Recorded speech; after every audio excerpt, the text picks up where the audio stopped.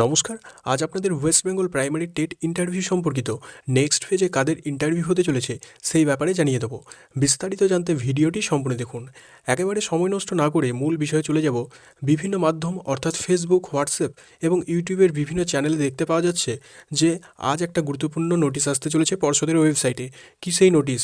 অর্থাৎ আমরা প্রত্যেকেই অবগত যে প্রাইমারি টেটের ইন্টারভিউয়ের প্রথম ফেজের ইংলিশ মিডিয়ামের ইন্টারভিউ প্রক্রিয়া সম্পূর্ণ হয়েছে। ইতিমধ্যে বাকি মিডিয়াম যে ক্যান্ডিডেটের পরিমাণ বেশি, বাংলা মিডিয়ামের ছাত্রছাত্রীরা কিন্তু চরম উদ্বেগে রয়েছে যে তাদের ইন্টারভিউ প্রক্রিয়া কবে থেকে শুরু হতে চলেছে।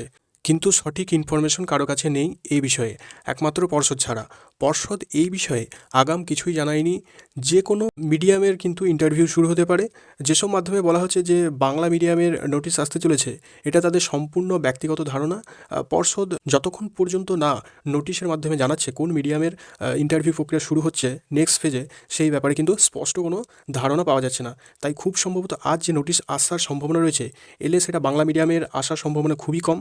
হয়তো সাঁওতাল মিডিয়াম বা উর্দু, হিন্দি, সাঁওতালি, নেপালি এগুলোর মধ্যে আসার প্রবল সম্ভাবনা রয়েছে। বাংলা মিডিয়ামের ইন্টারভিউ জানুয়ারির 3rd উইক নাগাদ আসার কিন্তু প্রবল সম্ভাবনা রয়েছে।